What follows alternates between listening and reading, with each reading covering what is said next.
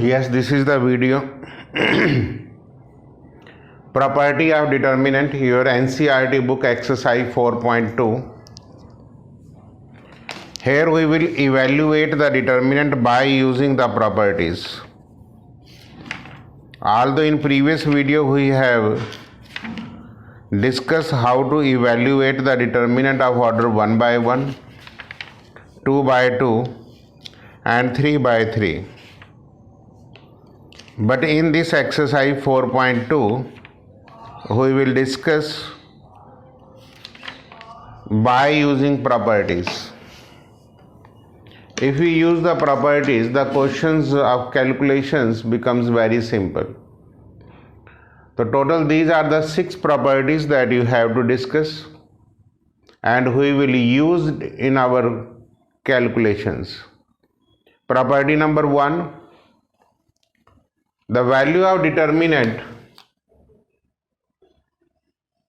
This is the short form of determinant, DET. I have written DET dot remain unchanged if its row and columns are interchanged.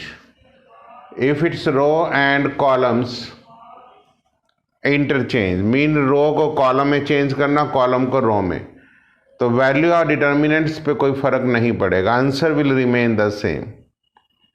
Shortcut में हम इसको ऐसे लिख देते हैं, determinant of A transpose is equal to determinant of A. ये हमने questions में डिस्कस किया, जैसे ये डिटर्मिनेंट ऑफ ए है, ये इसका ट्रांसपोज है, बिकॉज 1 1 1 ये कॉलम और ये रो है. The value of both the determinants are same. तो this is one point I have discuss. Property number 2, if any two row or columns interchanged, the sign of determinant changed. Interchange का मतलब होता है जैसे R1 को आप R2 से interchange कर दें या C1 को आप C3 से इंटरचेंज कर दें. इसका मतलब C1 की जगह C3 लिख देंगे और C3 की जगह C1 लिख देंगे, तो साइन डिटर्मिनेंट का चेंज हो जाएगा. पॉजिटिव है तो नेगेटिव, नेगेटिव है तो पॉजिटिव हो जाएगा. और दूसरा step, if any two row or column of a determinant is passed over n parallel rows or column, the resulting determinant B is minus 1 raised to power n into determinant of A. minus 1 raised to power n. n जो है number of parallel row and columns हैं जो passed over की गई हैं.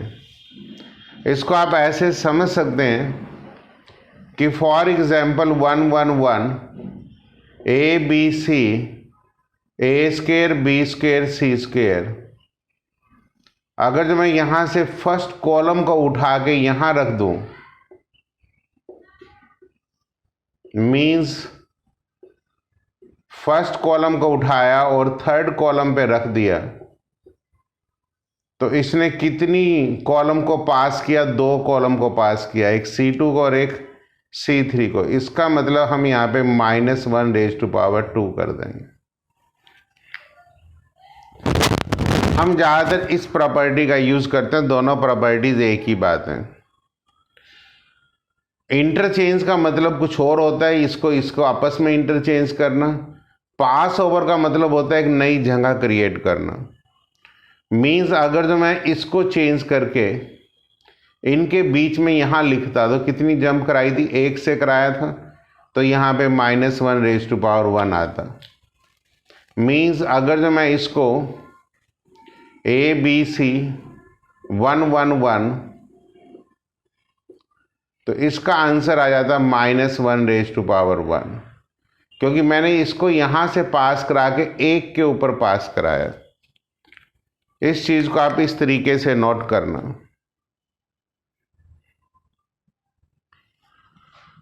Third properties है, if any two row are columns are identicals, तो बिना सॉल्व करे आप डिटर्मिनेंट को 0 कह सकते हैं.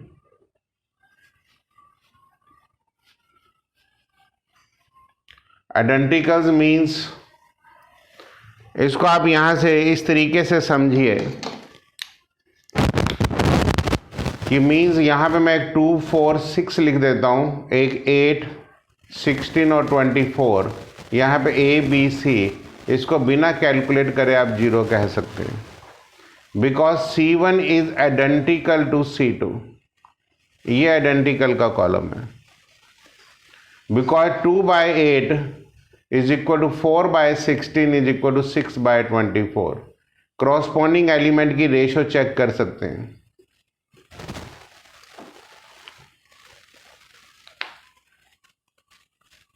तो ये छोटी छोटी प्रॉपर्टीज हैं जो कैलकुलेशंस में काफी रोल प्ले करती हैं। Property number 4, if each element in a row और column of a determinant is multiplied by same constant, ठीक है, same constants, then the value of the determinant is k times the value of original determinants। Means यहां से हम इसको ऐसे use करते हैं, जैसे पहला आप देख लीजिए, फर्स्ट कॉलम से क्या कॉमन आ रहा है, तो हम 2 कॉमन लेके हम इसको ऐसे लिख सकते हैं, क्योंकि अगर हमने एक रो से कॉमन लिया तो हम डिटर्मिनेंट के बाहर रख देंगे। ऐसे अगर हम सेकंड कॉलम से 8 कॉमन लेते हैं तो 2 × 8 बाहर मल्टीप्लाइड हो जाएगा, ये 1 2 3, ये 1 2 3 एंड ए बी एंड सी। तो इससे हम कह सकते हैं दोनों कॉलम भी आइडेंटिकल्स आ गए, इससे भी डिटर्मिनेंट 0 ही होता है, ठीक है। यहाँ k × a का मतलब है कि हर एलिमेंट k से मल्टीप्लाइड हो रहा है मैट्रिक्स में। जब हर एलिमेंट k से मल्टीप्लाइड होगा, k यहाँ से कॉमन, k यहाँ से कॉमन, k यहाँ से कॉमन, तो इसलिए बाहर k³ आ जाता है।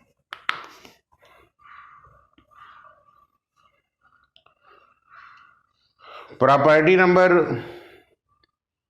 5, ये सारी प्रॉपर्टी सारे ही एट ए टाइम यूज हो जाती हैं, बस आपके ये स्टेप्स हैं जो आपको याद रखने हैं। If each element of a row और column of a determinant is expressed as a sum of 2 or more terms, then determinant can be expressed as sum of 2 or more determinants। Means अगर हमारे पास ये कोई statement है, alpha plus beta, alpha 1 plus beta 1, alpha 2 plus beta 2 and alpha 3 plus beta 3, ये P Q and R, ये X Y and Z, ठीक है। तो हम इसको सम ऑफ 2 डिटर्मिनेंट रख सकते हैं।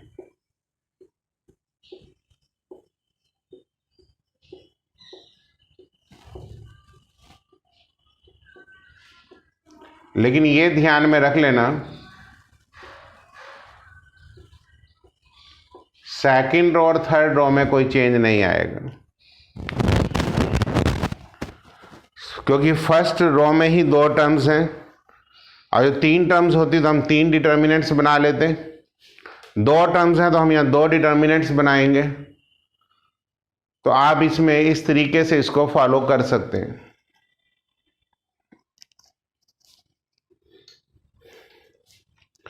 Property number 6, the value of determinant remain unchanged if to each element of any row or column, रो के साथ रो लेते हैं, कॉलम के साथ column, be added some multiple of k of the corresponding element of any other row। मतलब किसी रो को k से मल्टीप्लाई करके corresponding एलिमेंट्स को ऐड करें तो वैल्यू ऑफ डिटर्मिनेंट्स पे कोई फर्क नहीं पड़ता। कंडीशन यह है k should not be equal to 0।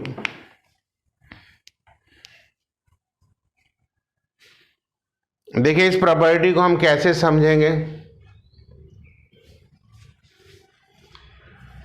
मैं ये प्रॉपर्टीज रब कर रहा हूं क्योंकि अब इनका ज्यादा यूज नहीं है, अब मुझे सम्स के साथ आपको प्रॉपर्टीज सिखानी है।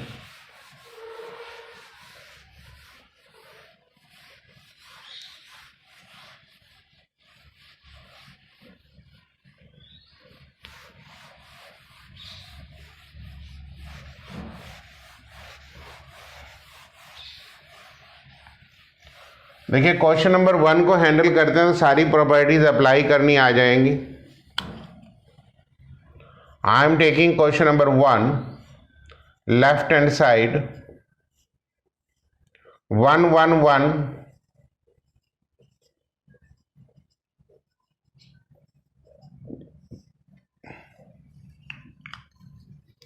फर्स्ट प्रॉपर्टीज हम इस तरीके से लगाते हैं सो दैट समथिंग कॉमन, जो a minus B, B minus C और c माइनस ए है, ये कॉमन आ जाने चाहिए। तो value of determinant remain unaltered if each element of any row, मैं सपोज करो R1 को सिलेक्ट कर लेता हूं और इसमें मैं R2 के एलिमेंट को 1 से मल्टीप्लाई करके ऐड कर देता हूं।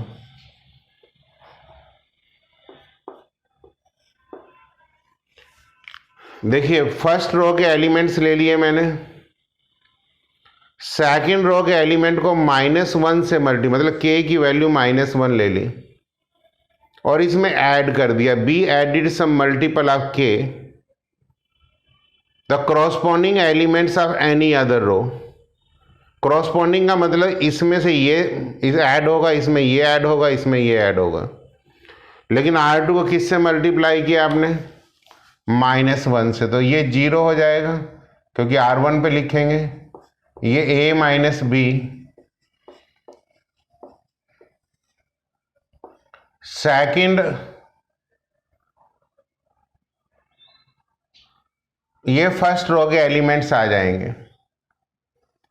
अब इसी तरीके से आप एक स्टेप्स और लगा सकते हैं, R2 minus R3 implies R2। ऐसी R2 में से R3 को 1 से मल्टीप्लाई करके -1 से मल्टीप्लाई करके ऐड कर दो, तो this is 0, this is B minus C. हम तीसरा स्टेप्स नहीं लगा सकते, 1c एंड c स्क्वायर। अब देखिए आप फर्स्ट रो में से a माइनस बी कॉमन आ जाएगा और सेकंड रो में से b माइनस सी कॉमन आ जाएगा। 0 1 ये a प्लस बी, बिकॉज एक आइडेंटिटी होती है a square minus B square is equal to a plus B into a minus B.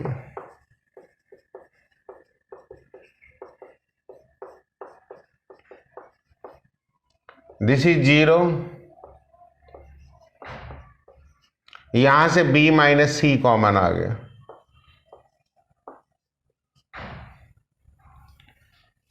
मैंने प्रीवियस वीडियो में कहा था now you will evaluate the determinants by using expand along C1। तो 1 into B plus C minus A minus B, तो answer आ जाएगा a minus B into B minus C, which is your right hand side.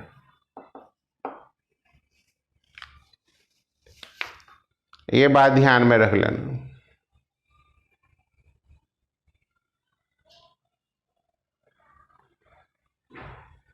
और part आप खुद कर सकते हैं क्योंकि आंसर तो सेम रहेगा, कोई जरूरी भी नहीं है कि आप फर्स्ट प्रॉपर्टीज लगाएं। अब यहां से ये इसमें से ये माइनस करना, तो स्टेप्स क्या लग जाएगा? C1 minus C2 implies C1 0, C2 minus C3 implies, क्योंकि यहां पे आप डायरेक्ट कॉलम का स्टेप लगा सकते हैं। आप लिख सकते हैं C1 minus C2 implies C1 and C2 minus C3 implies C2। ये वाली प्रॉपर्टी बहुत इंपॉर्टेंट है जो यूज करनी है। Value of determinant is unaltered to if each element of any row. Each का मतलब मैंने यहाँ पे कॉलम ले लिया C1, बी एडिड, इसके एलिमेंट ऐड कर दिए किसी नंबर से मल्टीप्लाई करके, k लेकिन हम जीरो बनाने में ज़्यादा इंटरेस्टेड होते हैं, so that the evaluation becomes simple.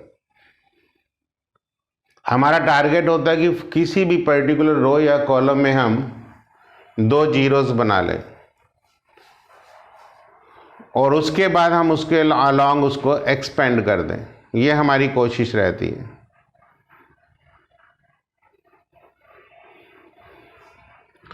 Okay, let me take question number 2।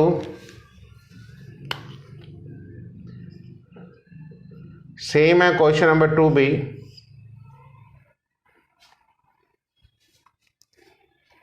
If you take left, इसको हम डिग्री 4 का क्वेश्चंस कहते हैं,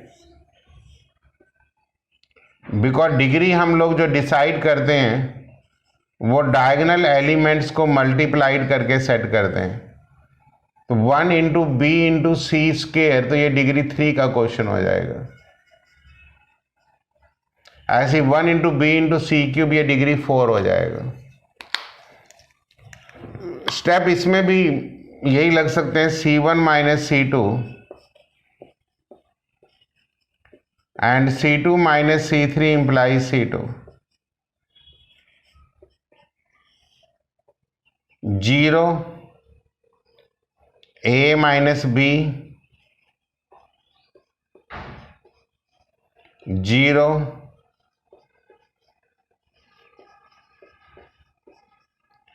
1C and C cube.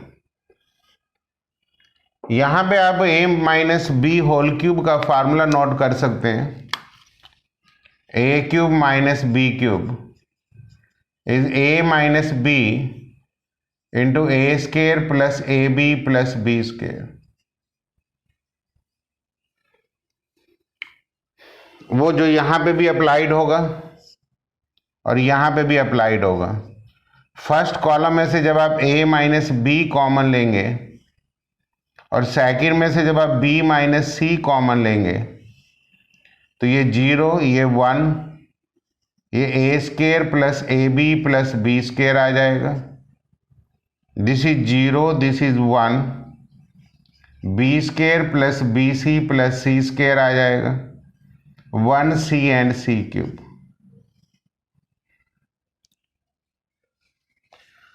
Total जितने भी फैक्टर्स होते हैं उसमें से आपको जितने आप कॉमन ले लेंगे उतना बेटर है। फिर एक स्टेप और लगा लेते हैं, C1 minus C2 implies C1। 0 में से 0 माइनस करेंगे तो हमें कोई फर्क नहीं पड़ेगा। This is 0, this is 0। जब इसको -1 से मल्टीप्लाइड करेंगे तो ए स्केयर माइनस सी स्केयर, एक टर्म ये ले ली मैंने, एक ये ले ली, ये और यहां से b कॉमन ले लिया और a माइनस सी। 0 1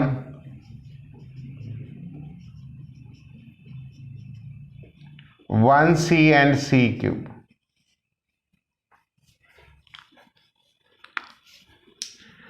अब आप इसको किसी के भी एक्सपेंड अलोंग सॉल्व कर लीजिए।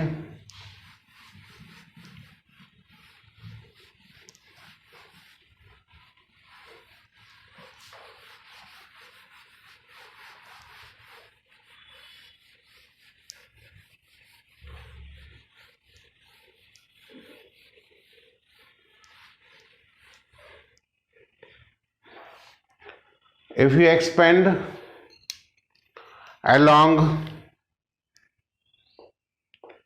a minus B into B minus C आ जाएगा और फर्स्ट कॉलम से आप c माइनस ए कॉमन ले लो, तो ये 0, ये 0, ये minus of a plus C plus B. 0 1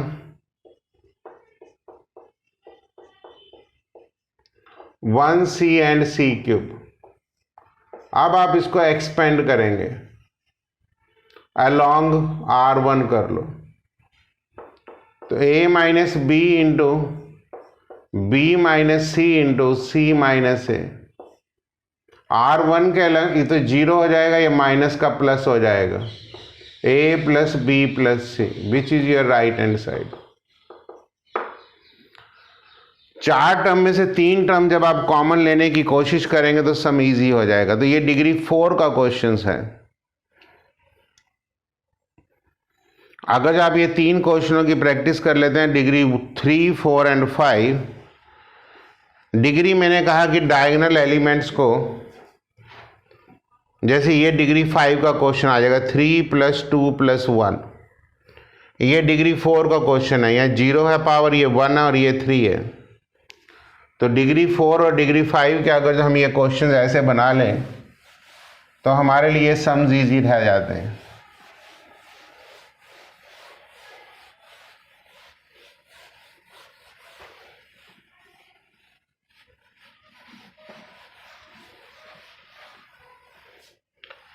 next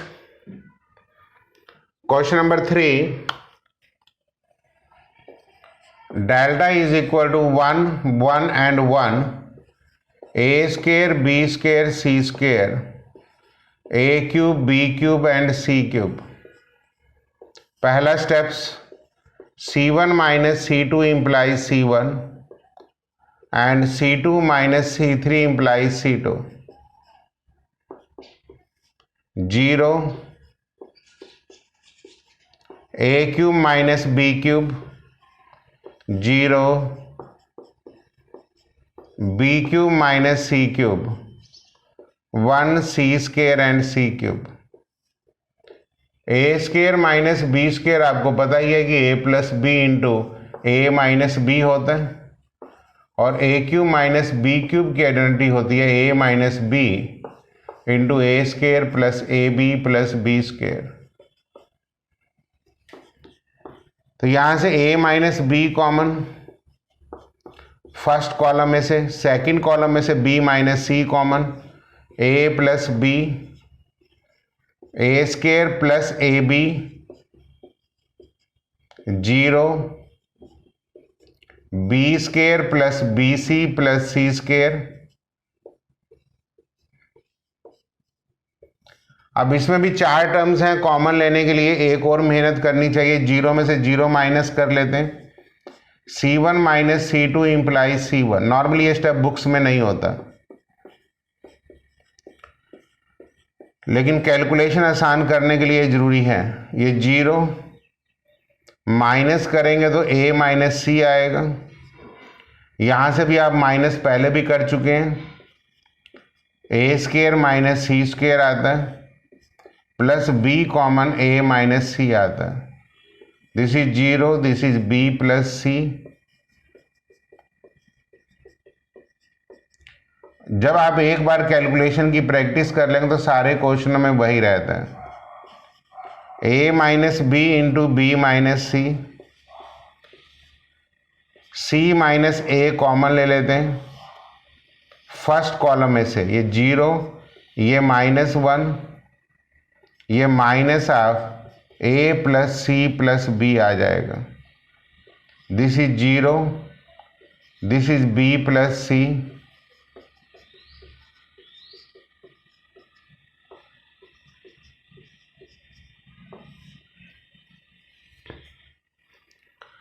Now you can expand along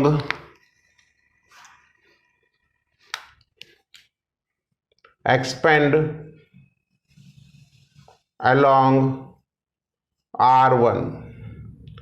तो a - b, b - c,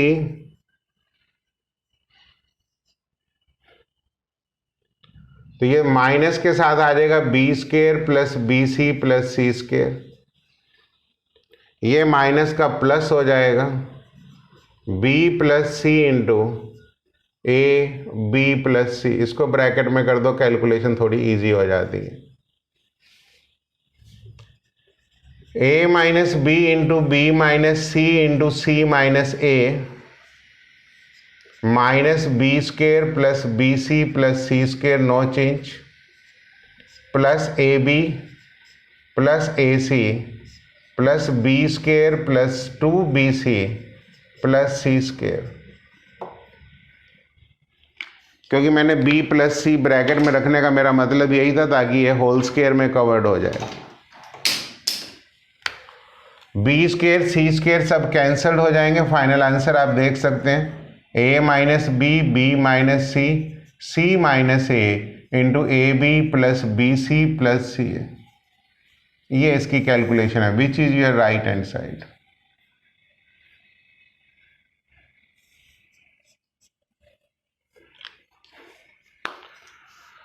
तो जब आप ये एंड तक सम्स प्रैक्टिस कर लेंगे तो फिर आपको कोई प्रॉब्लम्स नहीं रहेंगी, then questions can be covered. तो ये 3 क्वेश्चन मैं सबसे इंपॉर्टेंट मानता हूँ, बेसिक्स क्वेश्चन मानता हूँ। इसी के ऊपर आपको 15-20 क्वेश्चंस मिल जाएंगे।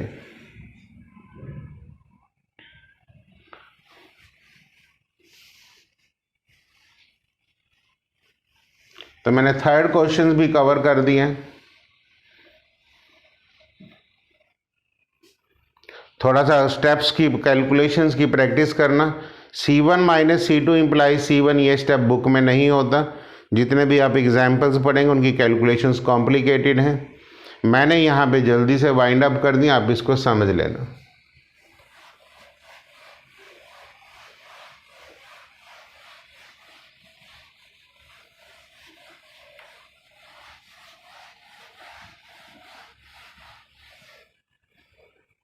नेक्स्ट क्वेश्चन नंबर 4 कंप्लीट करने की ज़रूरत नहीं है। अब हम डेल्टा से हम इसको रिलेट कर सकते हैं। 1 alpha beta and gamma, beta gamma, gamma alpha and alpha beta.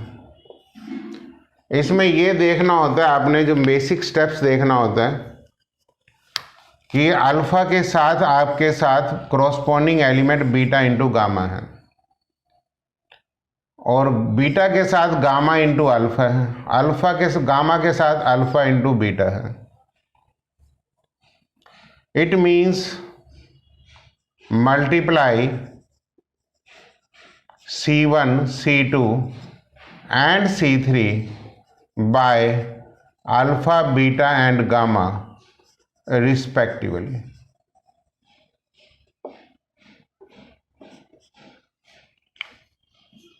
कभी ये चीज़ें रो में आ जाएंगी, कभी कॉलम में आ जाएंगी, उनसे डरने की ज़रूरत नहीं है। जो मेथड्स मैं बता रहा हूँ ये बहुत इजी रहेंगे, इसमें आपको सीखने की कोशिश करना। जब आप मल्टीप्लाई करेंगे तो डिवाइड भी करना पड़ेगा। जैसे फर्स्ट रो को, कॉलम को आपने अल्फ़ा से मल्टीप्लाई किया, इसको बीटा से कर दिया, इसको गामा से कर दिया,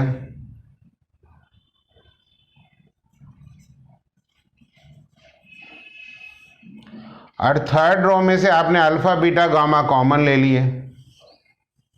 तो आपका ये क्वेश्चन वही क्वेश्चन बन गया जो आपने सबसे पहला क्वेश्चन किया था डिग्री 3 का। अब अगला स्टेप्स आप अपने आप लगाएंगे, मैं हिंट दे रहा हूं। C1 minus C2 imply C1 and C2 minus C3 imply C2। Rest of the part is same. जैसे मैंने इस वीडियो में क्वेश्चन नंबर 3 कराया वैसे ही आप करेंगे। क्वेश्चन नंबर 5 में मैंने क्या चीज आपको सिखानी है, ये अल्फा, ये बीटा और ये गामा है। Alpha square, beta square, gamma square. यहां पे प्लस में है gamma plus alpha, alpha plus beta.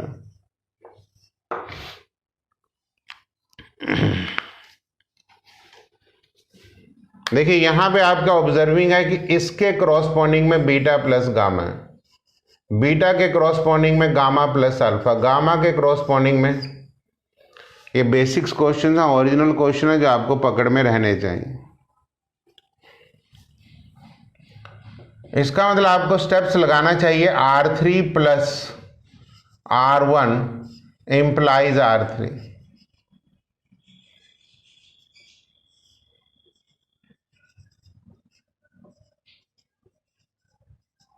उसका एक रीजन है,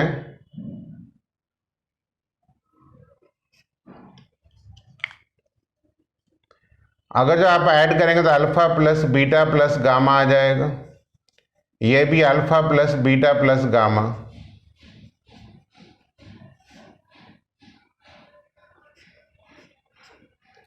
अब मैं यहाँ थर्ड रो में से एक चीज कॉमन ले लेता हूं, तो ये alpha beta gamma, alpha square beta square gamma square 1 1 1, ये भी वही डिग्री 3 वाला क्वेश्चन बन गया। सेम स्टेप्स है, मतलब अगर जो आप इस टाइप से इन सम्स को करने की कोशिश करेंगे तो सम्स आपके कवर करने इजी रहेंगे। आप इसमें कितने भी सम्स मैनिपुलेट कर सकते हैं।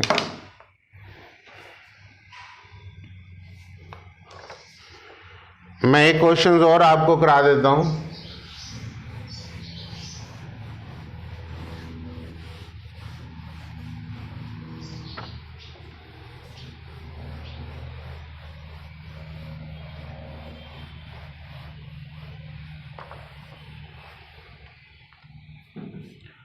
लिखिए,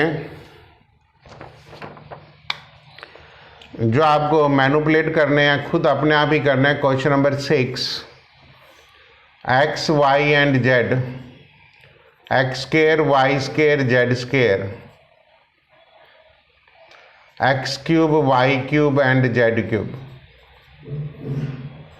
x Y Z into X minus Y into Y minus Z into Z minus X. Question number 7,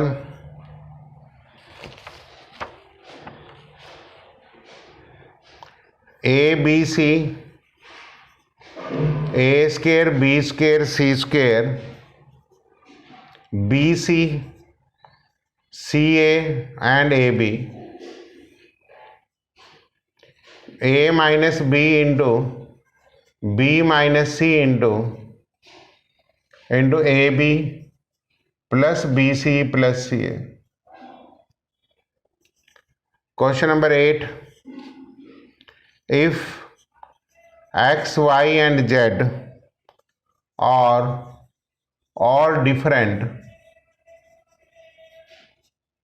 and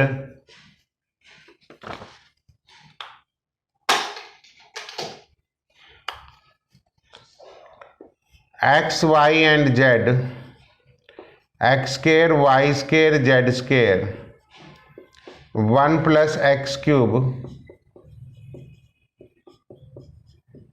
is equal to 0, then show that 1 plus x into y into z is 0।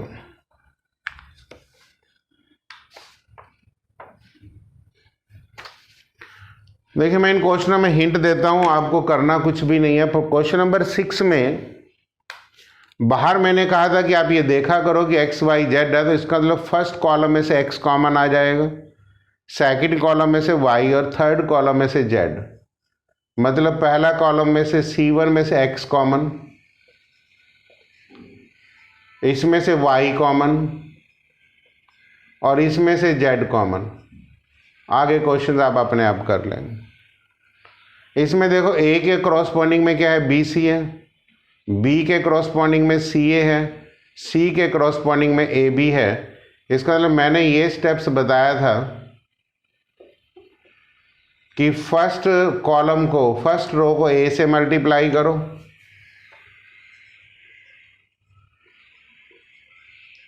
और second रो को B से and third row को सी से। ये थोड़े से steps सीख लो, बड़े बड़े क्वेश्चंस करने इजी हो जाएंगे। और ए बी सी कॉमन ले लो, तो ये डिग्री 5 का क्वेश्चंस है।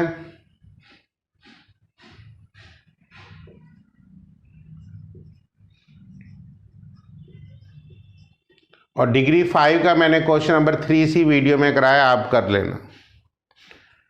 Question number 8, X Y Z different का मतलब है कि X is not equal to Y is not equal to Z. ये इस लाइन का मतलब है, X Y Z are different, कि एक्स वाई के इक्वल नहीं है, वाई जेड के इक्वल नहीं है, जेड इसके नहीं है। डेल्टा आपके पास है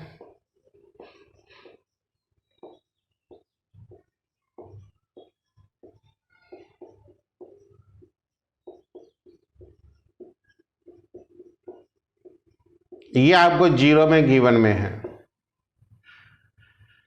तो हम यहां से इंप्लाई से स्टार्ट करेंगे, 0 वाली साइड साथ लेंगे। सबसे पहले थर्ड कॉलम में 2 टर्म्स हैं, इसलिए हम प्रॉपर्टी नंबर 5 का यूज करेंगे।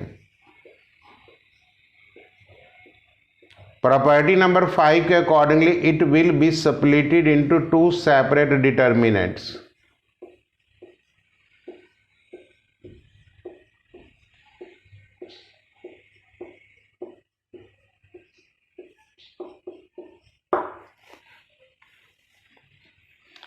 This is by using P5, that is property number 5. ये ध्यान में रख लेना।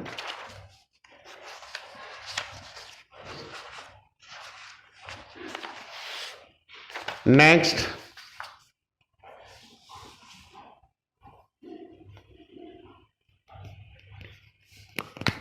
First will as it is,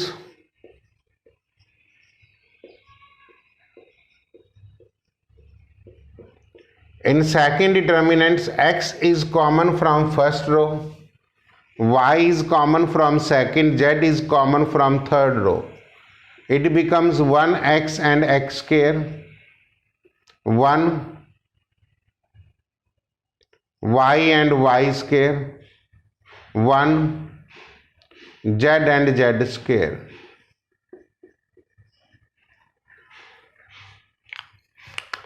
अब ध्यान से देखिए,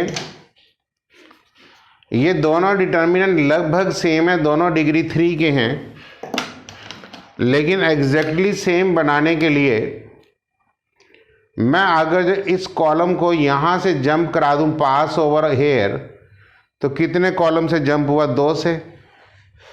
इसके जंप होते ही ये वाला सेम डिटर्मिनेंट आ जाएगा। ये बाय यूजिंग प्रॉपर्टी नंबर 2, जो मैंने पास ओवर की प्रॉपर्टीज आपको कराई है,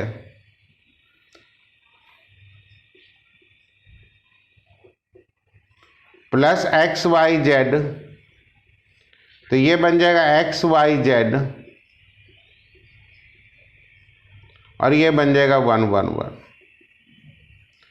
अब दोनों में से ये डिटर्मिनेंट कॉमन आ जाएगा,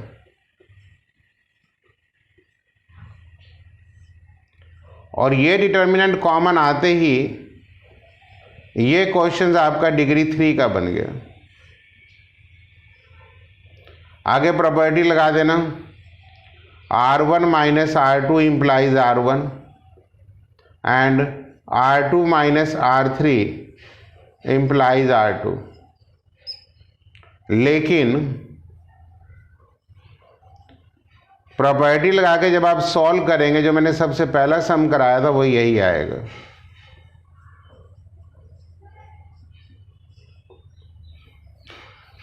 लेकिन आपको लिखा है कि एक्स वाई जेड 0 नहीं है, इसका मतलब एक्स वाई के इक्वल नहीं हो सकता, वाई जेड के इक्वल नहीं है। इसका मतलब X can not be equal to Y, can not be equal to Z, therefore 1 plus X plus Y plus Z is equal to 0।